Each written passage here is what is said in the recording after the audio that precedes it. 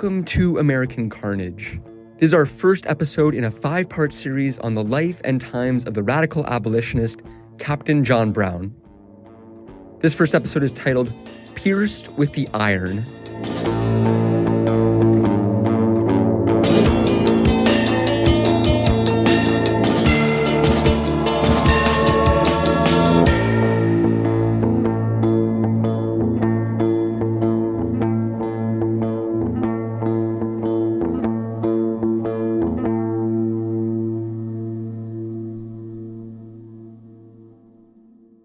I want you to picture the old man's body, dirty, bloodied, and apparently lifeless, as it's dragged across the ground by a contingent of U.S. Marines, all wearing their matching powder blue uniforms.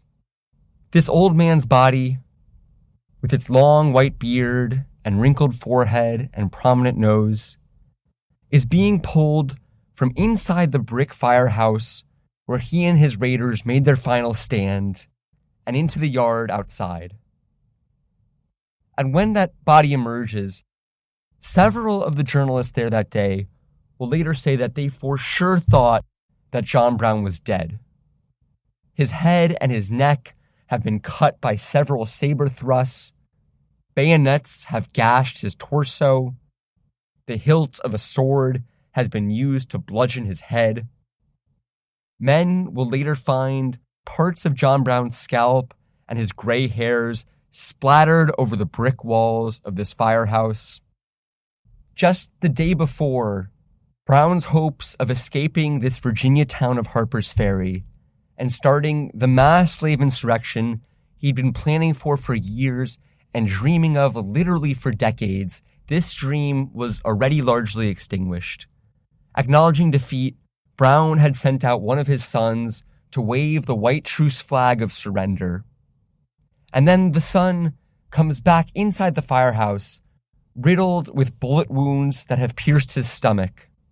And the old man will have to listen for almost an entire day as his 24-year-old boy bled out slowly, wailing and begging for his father or for someone else to put him out of his misery, before dying in agonizing pain in his father's arms. And then that same day, as the bullets rained down on this little engine house where Brown and a few of his men still held on to a handful of hostages, the old men will watch as another son, his youngest and his favorite, this one just 20 years old, bookish and tall and handsome, with a pregnant wife waiting for him at home, will also be shot and killed while fighting inside the engine house. Brown will straighten the limbs of this 20-year-old son before removing the military gear from his corpse. But now it's the next day, October 19th, 1859, and the sun is out, and John Brown himself has now been captured by this force of U.S. Marines led by none other than Robert E. Lee, who would, of course, go on to become the top general of the Confederate Army. And then this old and battered man, who only hours before had just watched 2 of his sons die, and who himself is only a few weeks away from his own death, will instead miraculously wake up.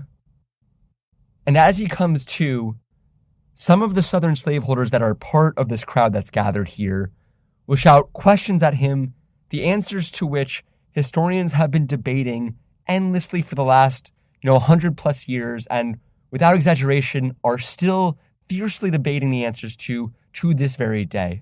And the question the men will shout at this old, hungry, gashed man essentially boil down to, why? Why did you do this? What compelled you to launch an invasion against the U.S. government with literally only a couple dozen men? I have also spent much time trying to figure out the answer to this question.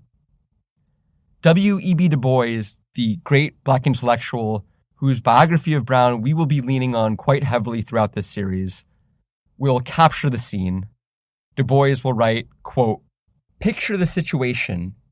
An old and blood-bespattered man, half dead from the wounds inflicted but a few hours before, a man lying in the cold and dirt, without sleep for 55 nerve-wracking hours, without food for nearly as long, with the dead bodies of 2 sons almost before his eyes, the piled corpses of his 7 slain comrades near and afar, a wife and a bereaved family listening in vain, and a lost cause, the dream of a lifetime lying dead in his heart.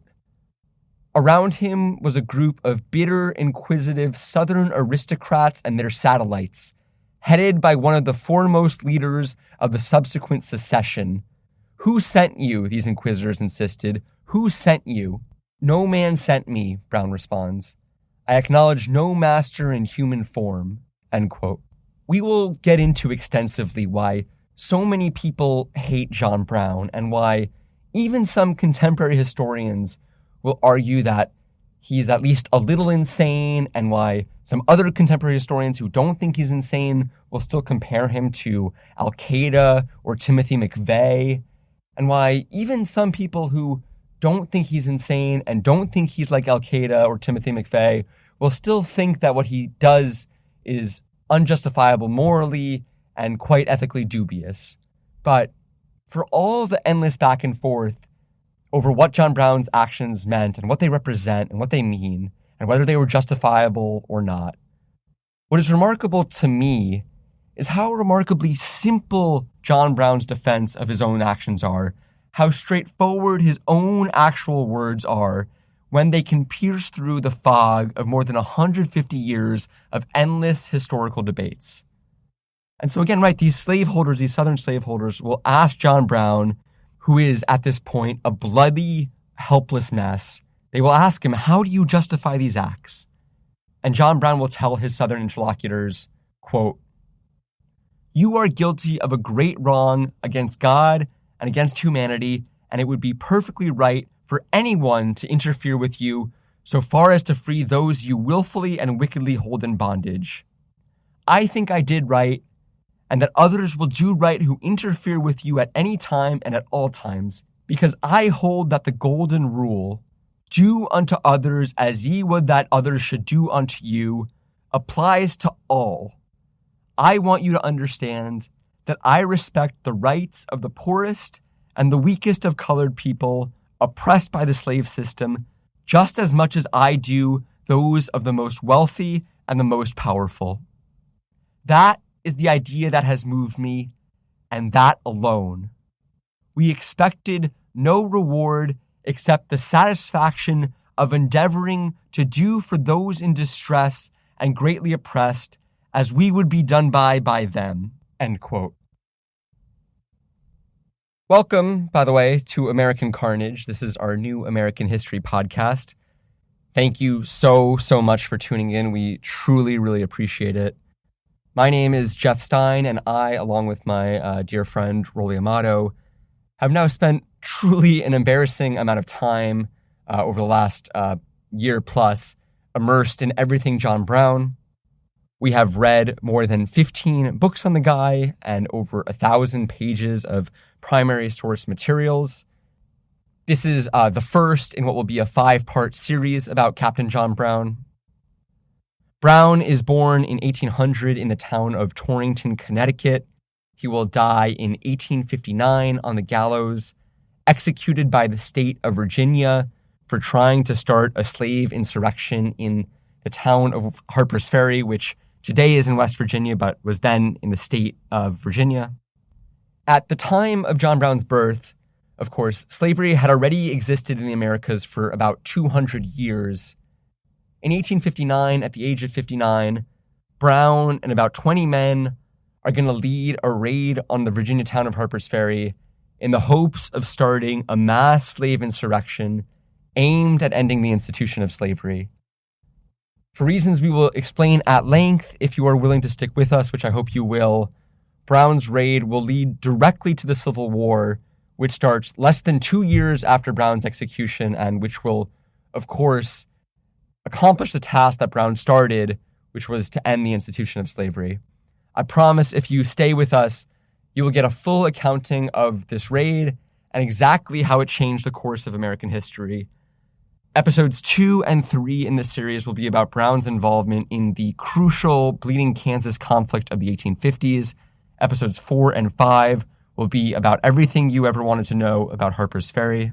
But the question we wanted to start this series with, the question about John Brown that perhaps I find most important, the one that you've just heard him give his answer to, is why does he do this? And the reason I find that question so pressing, the reason I think I've been so interested in it, is because it forces us, or, at least forces me, to try to really imagine what I would have been willing to do had I been alive at the time of John Brown. Because, right, just put aside the story of John Brown for a second. Think about what you would have been willing to do if I put you in a time machine and sent you back to early 19th century America. If you put me in that time machine, for instance, I feel pretty confident, I hope the same is true of you at least, that I'm going to do at least some things to confront the institution of slavery. Maybe that's petitioning Congress or voting for the Anti-Slavery Liberty Party or writing letters since, Twitter wasn't around to maniacally post on back then. And yet, pretty quickly, I begin to come against some thresholds that I'm not so sure I would have been willing to cross. I mean, take, for instance, the idea of harboring a runaway slave in your basement for a night. The punishment for doing this at the time is going to be 6 months of imprisonment. I mean, looking back, I certainly like to hope that that's a risk I would have been willing to take, but to be blunt, the honest answer is I'm really not so sure. I mean, I'm not even sure that I'd be willing to spend one day in jail for a cause that I believe in. I don't think most people are. And for John Brown, the question of whether you'd spend a night in jail to assist a runaway slave is like almost laughably easy. He is willing to give up that and so much more. I mean, his normal life as a businessman, the safety and security of a wife that by all accounts he loved dearly, the lives not just of one, not just of two, but the lives of several of his children he's willing to sacrifice as part of this cause. And the thing that I think is really interesting to me that we'll be discussing in this episode is that for most of John Brown's life, there is really not a ton of evidence that he is going to be the kind of person who will be willing to give up all these things in the cause of fighting slavery. And so the question I want to ask is, what changes? What is the shift that makes that kind of a man possible? I mean, to be clear, Brown is from a very early age a radical abolitionist and a racial integrationist, which is a super radical position for the time.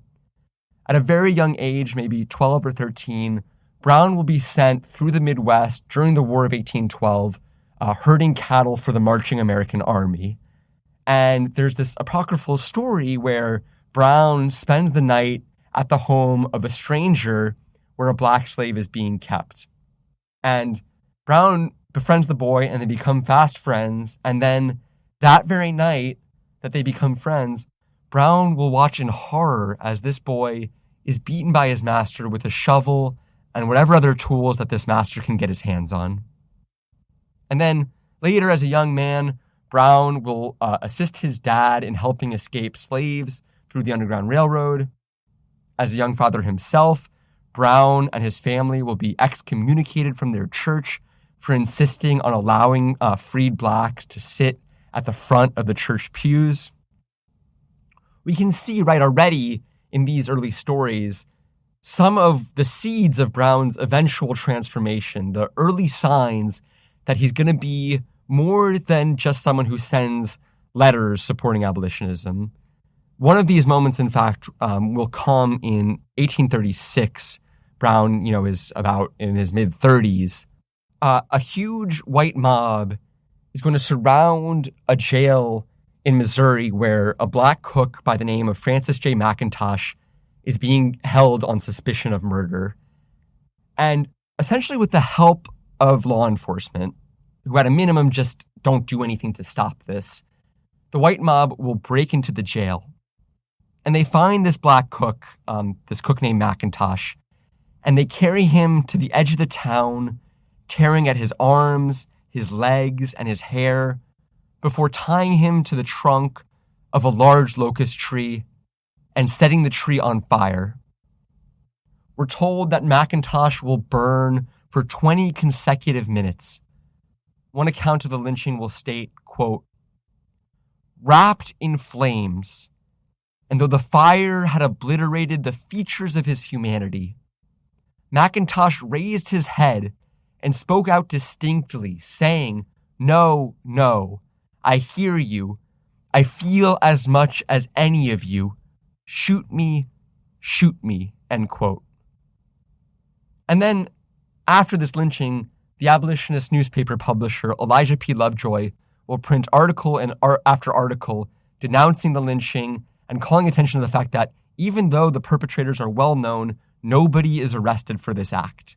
Lovejoy, however, will draw the attention of the same mob that lynched McIntosh, and they will destroy 4 of his printing presses. Every time the mob destroys one, Lovejoy orders a new one until when his 4th and final one arrives, he gets into a gunfight with the mob that shoots and kills him. John Brown will learn of this murder while at a church meeting in Ohio.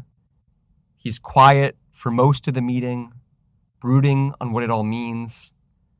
But then, after being silent for the duration of the meeting, at the very end, Brown will stand up and raise his right hand and swear to the congregation that he forever consecrates his life to the destruction of slavery. And then Brown will gather his teenage boys at home with his wife, and they gather around the fireplace, and Brown forces them to swear that they too will dedicate their lives to this cause. But really, even after this point, Brown is still mostly just doing the things to fight slavery that I think you or I could imagine ourselves having done on the other end of that time machine, right? Things that seem accessible to us within the context of our normal lives. And Brown does have a pretty normal life. He has 20 kids across 2 marriages and is quite successful across a range of professions, particularly enjoying a good deal of prosperity as a wool dealer. And then again, as I've said, something is going to shift. And what I want to know is, right, what is the brew? What is the strange alchemy, the right mixture of ingredients that takes this relatively normal abolitionist raising a healthy family with a big business and turns him, even though he's making weird pledges in church and at home sometimes, but what turns that person from looking like what you or I might look like on the other end of the time machine into someone who not only is willing to, but in fact does sacrifice everything for the anti-slavery cause?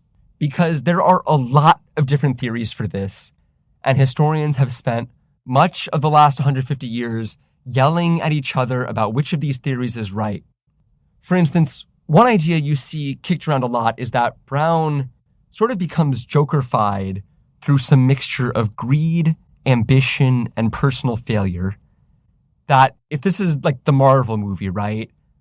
The supervillain or superhero that Brown becomes is born from the way like a lot of these movies start, right? That it's born through the crucible of a dark and tragic life with tragedy and despair. Because before his attention gets fully turned to slavery, Brown is going to fall on desperately hard times. As I've said, Brown has 20 kids across 2 marriages.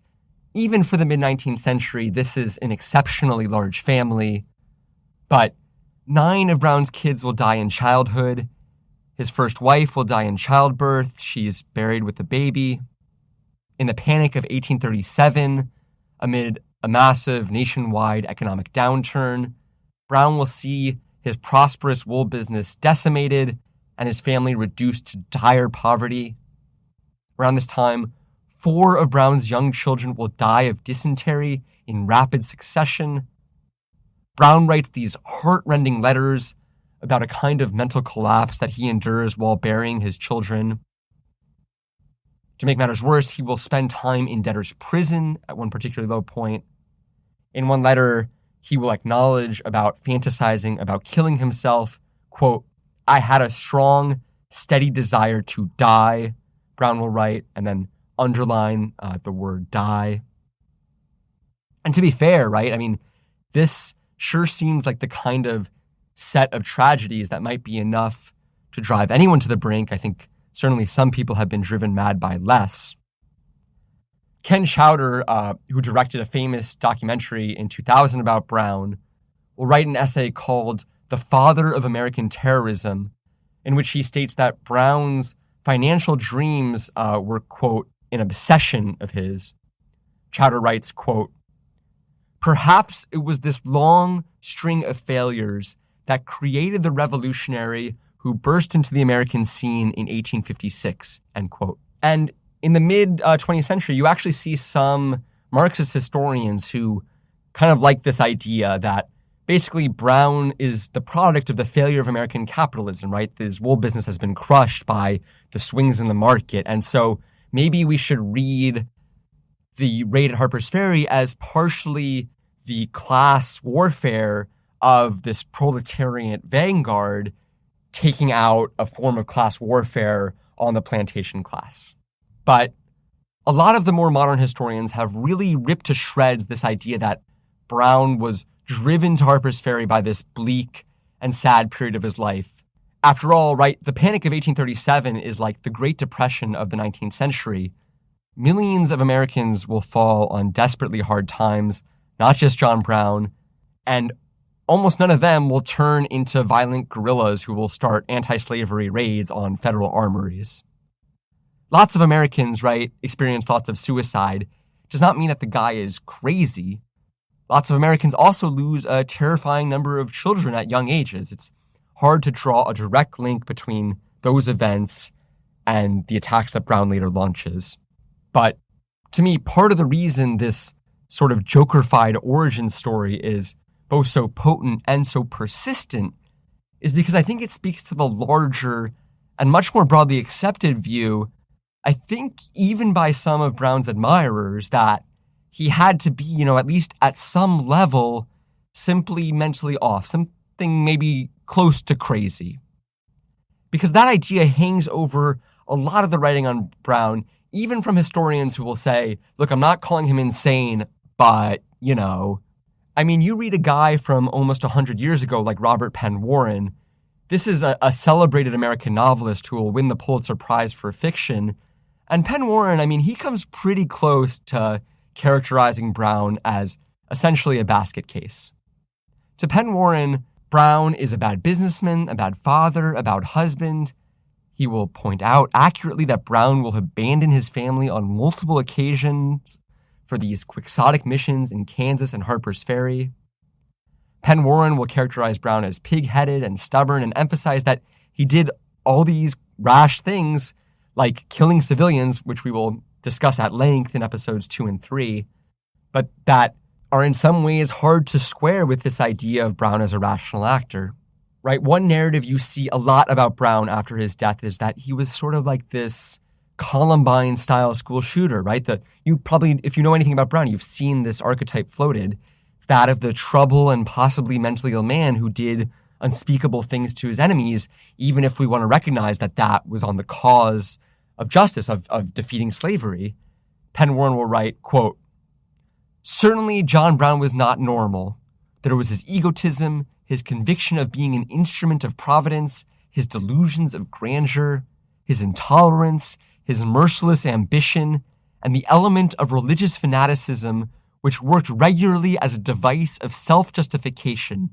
All of these things made up an intensity of nature which appeared, beyond a doubt, abnormal," end quote. And I actually don't think you have to be a sympathizer with the Confederate cause, as Penn Warren is at this point of his life, though he'll later shift on that. But I don't think you have to think that to wonder about the mental stability of a man who essentially declares war on the U.S. government with about 20 guys. You get a guy like the popular historian Tony Horowitz, who's writing in the aftermath of 9/11, and he'll absolutely play with the idea that Brown had at least a couple screws loose. I'll just say, Horowitz's book, Confederates in the Attic, is truly one of my all-time favorite journalistic accounts of the contemporary impact of history. But Horowitz's biography of Brown, Midnight Rising, will entertain the idea that Brown is like a 19th century version of Osama bin Laden. He will even refer to Harper's Ferry as a, quote, Al-Qaeda prequel. In some interviews I've read, Horowitz will say Brown is erratic and describe his behavior as, quote, unbalanced. And it's a hard idea to argue with in many respects, right? Unlike Penn Warren, Horowitz is obviously much more sympathetic to Brown's ultimate goals and is certainly glad that Brown helped start the end of slavery. But Horowitz and many other, even contemporary historians, will essentially treat John Brown as someone who was maybe essentially suicidal, noble in his ambitions maybe, but ultimately quite flawed and perhaps willing to intentionally blow himself up like a suicide bomber. This is particularly not an uncommon approach among the Lincoln biographers who sort of, I think it's fair to say, see Brown as kind of a sideshow in the fight to end slavery. Alan C. Guelzo, who was a history professor at Princeton University and Gettysburg College, will literally compare John Brown to terrorist groups like Hamas and Hezbollah. Guelzo writes, quote, "He yearned for the act of ultimate submission, of death and martyrdom. This is also how we ignored Islamic terrorism. Brown's unslakable thirst for violence and his rage at the modern belongs besides the anarchists whose reign of assassinations followed Brown in Europe and America, and besides Hamas and Hezbollah today," end quote.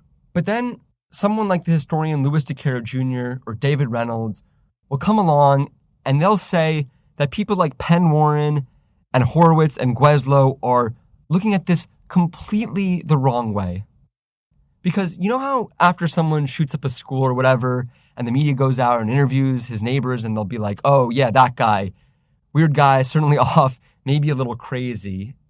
That is also what journalists will do after John Brown starts killing people and invading federal armories. And a lot of them find people who are certainly willing to say, oh yeah, that guy, he was nuts. And then this becomes baked into the historical record about John Brown.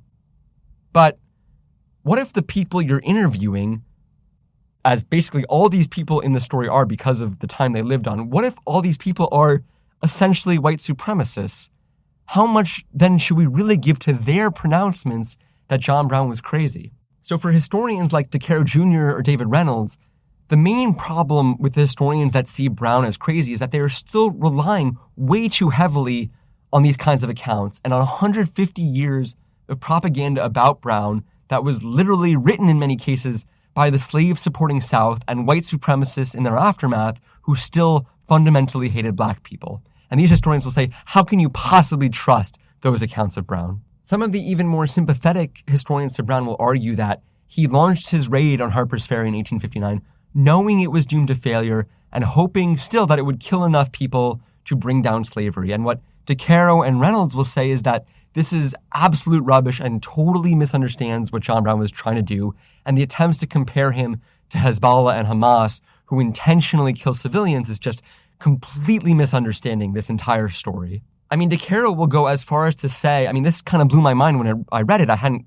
come across this until I got into this project, but this historian DeCaro will essentially say that Brown doesn't even really have violent intentions at Harper's Ferry, but was essentially trying to just start the Underground Railroad on a much bigger scale and take as many slaves to their freedom as possible with as few civilian casualties as possible. DeCaro will go as far as to argue that Harper's Ferry, in fact, reflects John Brown's peaceful intentions, his desire for peace, that because by trying to destabilize and destroy slavery, as John Brown did, what he was ultimately trying to do was avoid a far bloodier confrontation than what we ultimately get in the Civil War.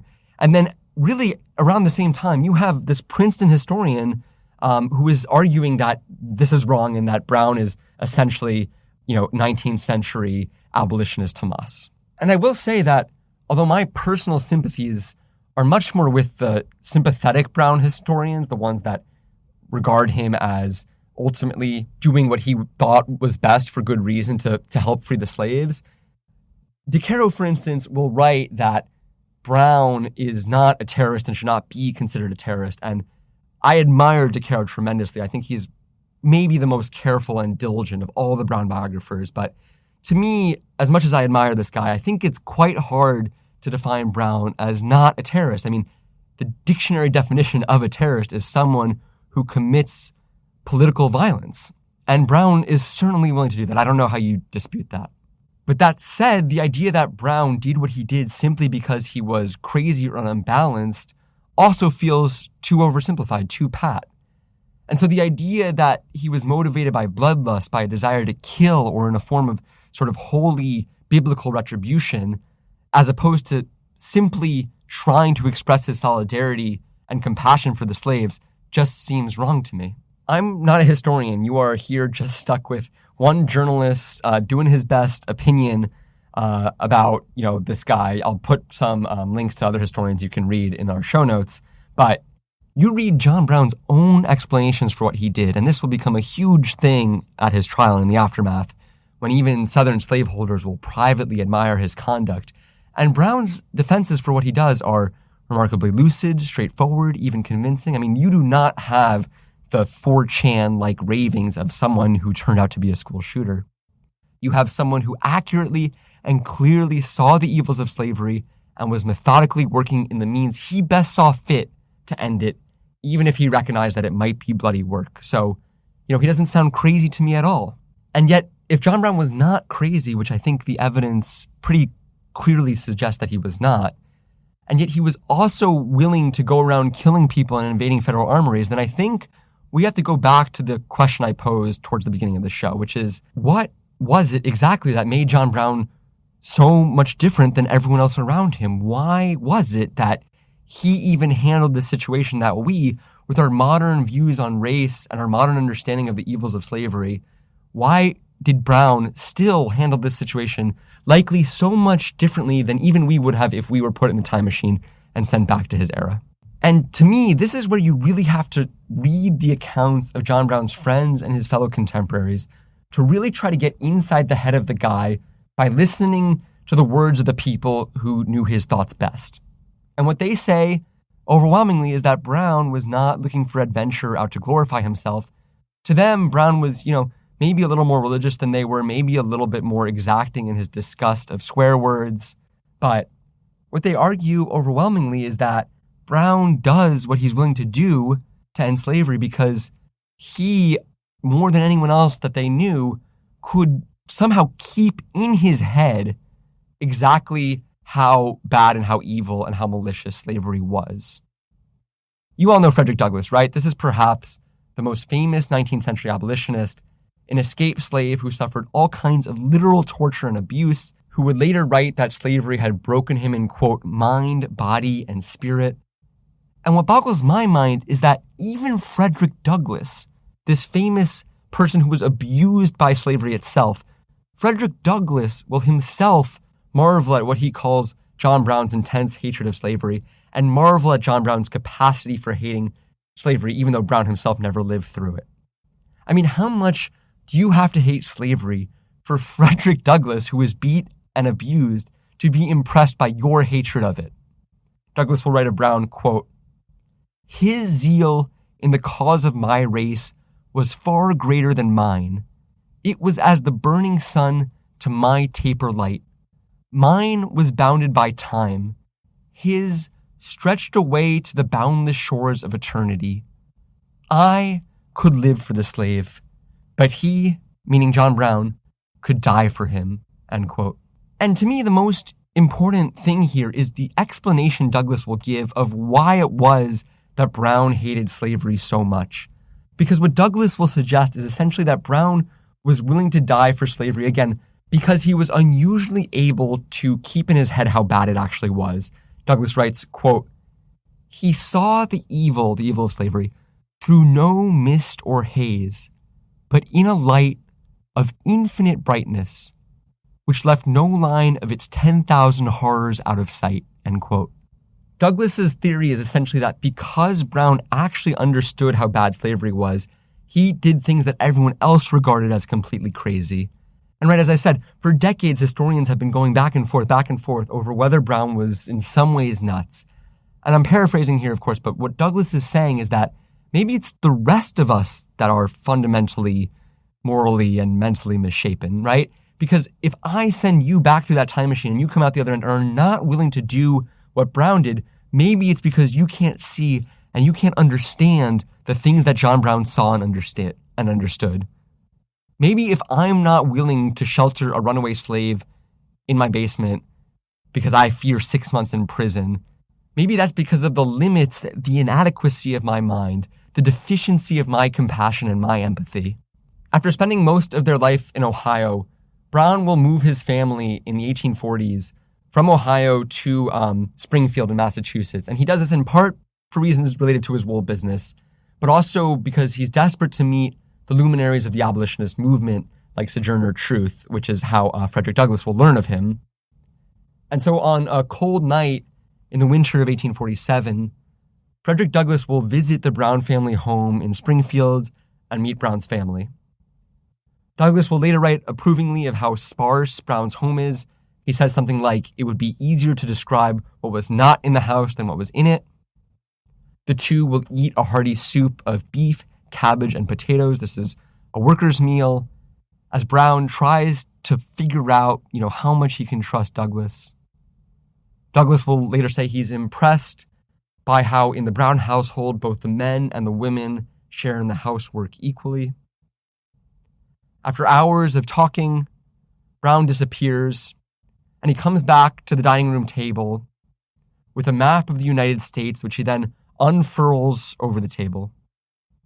Brown will then point to the Appalachian Mountains and say that God placed those mountains there for his plan to liberate the slaves. Brown will say that he's going to use the mountains as the basis of a plan to stage little raids across various southern plantations and then retreat with freed slaves to create an ever-growing guerrilla army that will live off the mountains and fundamentally destabilize the slave system until it collapses. This is, of course, a wild plan by any standard, and Douglass will bring up a gazillion reasons why it's likely to get Brown killed. Brown has answers to Douglass's questions, and the two go back and forth literally until 3 a.m. Douglass will leave the meeting unconvinced by Brown's plan, but convinced in the righteousness of Brown himself. What Douglass will say, as I've just been describing, is that he will come away believing that Brown is willing to die for this cause for the following reason. According to Tony Horwitz's book, Midnight Rising, Douglass would soon write after meeting Brown, quote, "Though a white gentleman, Brown is in sympathy a black man, and as deeply interested in our case as though his own soul had been pierced with the iron of slavery," end quote. Again, to many of his contemporaries, and even to many historians today, especially the ones who don't specialize in John Brown, Brown's actions where he bursts onto the national stage will seem to just come out of nowhere. It appears to many people like this guy just arrives sort of Promethean-like on the Kansas prairie in 1856 and starts killing people before launching this suicide mission in 1859 on Harper's Ferry. And what I think that impression really misses is how Brown literally spent more than a decade building toward this plan. This meeting that I just told you about with Douglass occurs in 1847. John Brown Jr., Brown's son, will say that he's already been thinking of Harper's Ferry by this point, for over 10 years, going back to the 1830s. But with no men at his disposal, no army to speak of at this point, Brown, the next year in 1848, will take something that I think we can regard as an intermediate step on the way to becoming the guerrilla warrior that he's known to history as, because Brown is going to uproot his family again to participate in this radical farming colony in upstate New York, hundreds of miles from anyone Brown's family had known or ever met. This farming colony will be called Timbuktu, after the great African city. The idea here is the brainchild of a wealthy New York abolitionist named Gerrit Smith. Gerrit Smith donates hundreds of acres of land in a remote region of the Adirondack Mountains to free black farmers, trying to launch a radical experiment in racial integration and a form of utopian agrarianism. And the idea is, if we can get enough free black Americans together on their own land, then they can prove that they are able to be self-sufficient. And also by giving black Americans their own land, it will enable them to be able to vote in elections, because in many states, you still need to have property to participate at any level in the electoral process. I do like to imagine what it would have been like to have been one of Brown's many kids, and, one day dad comes home and says something like, hey, pack up your things, we're moving yet again to this tiny, desolate land for a utopian racial radical integration experiment. We can't really tell you where it is or what we'll be doing, but promise it's going to be a great time. But in any event, this really is a very remote part of the world. The abolitionist Thomas Wentworth Higginson would visit North Elba, which is located north of something called the Notch. The Notch is part of the wilderness deep in the northern Adirondack Mountains on the east side of upstate New York. Higginson would write, quote, "The Notch seems beyond the world. North Elba and its half-dozen houses are beyond the Notch. There's a little wild mountain road which rises beyond North Elba. John Brown's house is not even on that road, but behind it and beyond it. You ride a mile or two, faith takes you across a half-cleared field through the most difficult of wooded paths, and after a half-mile of forest, you come out upon a clearing. There is a little frame house, unpainted, set in a girdle of black stumps, on a high hillside with forest on the north and west," end quote. Despite this natural beauty, this North Elba experiment is in some ways a complete and utter disaster for the Brown family. Timbuktu turns out to be situated on donated plots of land that are very inhospitable to agriculture. It becomes quickly clear that they cannot even grow corn up here. I have spent some winters in upstate New York. It is bitterly cold, and yes, this is when I had home heating. They don't even have plaster on the walls of the Brown family home. They'll barely have enough food to eat some winters. At one point, Brown will get lost coming home alone at night during a blizzard. A passerby ignores his cries for help, and he almost freezes to death, just barely making it out alive, stumbling onto the porch of some neighbor. And yet, for all the challenges, Brown and his family really do put down roots here in a way that is kind of beautiful. Two of his children will marry into the Thompson family, which is another large white family of abolitionists in the area. The historian Louis DeCaro Jr. would write that Brown would also become very close with many of the black settlers, assisting them in their farming work and becoming close friends. There's actually a ton of these sort of agrarian utopian communities that are springing up all over upstate New York during this part of the middle 19th century. For instance, there's one community where they practice polygamy. There's another one where they practice something called the water cure, which is this pseudoscientific theory about trying to use cold water as a form of curing all mental and physical illnesses. The historian David Reynolds will write that North Elba deserves to be thought of as being in a similar mold, the kind of thing, that many of Brown's contemporaries would have regarded as downright crazy. Reynolds will write, quote, "Brown's community in North Elba, like many of his other projects, was destined to fail economically, but it was a daring effort at interracial cooperation. If the 20-odd utopian communities in antebellum America tested all kinds of strange theories about free love, about complex marriage, of the water cure, and so on, North Elba tested a theory that, for its day, was as bizarre as any of them. The theory that blacks and whites could live and work together on equal terms," end quote. North Elba is going to collapse, and the remnants of this project will be gone within a generation or two. And in large part, that's because the racist white farmers that surround this project are going to refuse to trade with it. And that makes it, on top of everything else they're already dealing with, just impossible for it to survive. But it really is Brown's, not only just his first step out of this normal abolitionist life and into something else, but it really is what Brown regards as his home. Brown will become particularly close friends with a black man named Lyman Epps, a talented musician who will sing at Brown's funeral. After Brown's death in 1859, he will be buried in North Elba. W.E.B. Du Bois refers to it as Brown's, quote, northern stronghold. A lot of historians, including the Princeton guy I referred to earlier, have seen North Elba as evidence of Brown's willingness to do things that were rash and foolhardy and maybe, yes, even a little nuts. And yet the biographer Reynolds that I was just referring to and quoting will instead write the following in the year 2005. Reynolds writes, quote, North Elba was not an utter failure. It would become Exhibit A in the defense of John Brown among blacks, from Frederick Douglass through W.E.B. Du Bois to the civil rights leaders of the late 20th century. It established a model for racial togetherness that even today is rarely achieved in America.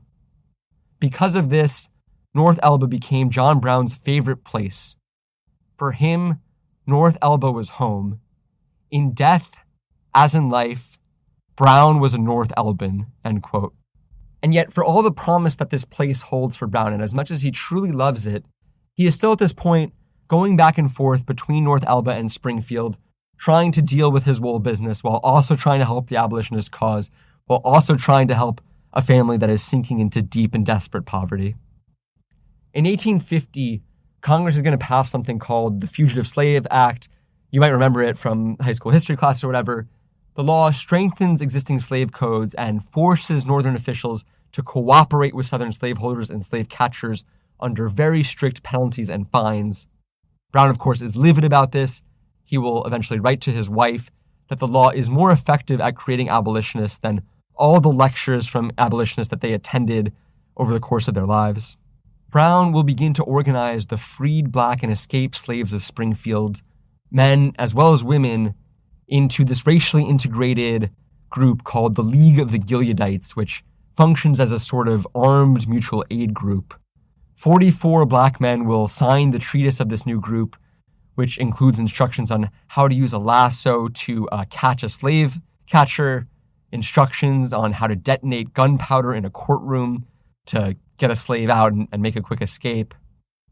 Brown makes a point in the treatise to welcome all groups of people, including women. As I said, Brown was a big supporter of the suffragettes in Massachusetts. Reynolds will write, quote, "This was a first in American history, a white person's detailed strategy for preemptive armed warfare to be waged by blacks against pro-slavery forces.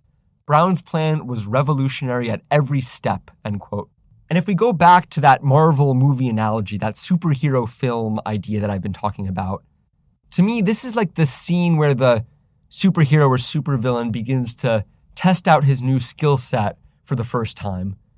The federal government has just passed a law saying you will not do this, and Brown, appealing to a higher moral authority as he does when he's caught at Harper's Ferry, will already defy that and argue that this paramilitary organization that he's set up is justified by essentially the golden rule. The stakes here end up proving kind of low because there's not a ton of slave catcher activity in Springfield, although it is true that after the League forms, not a single black person will be taken from Springfield back into slavery.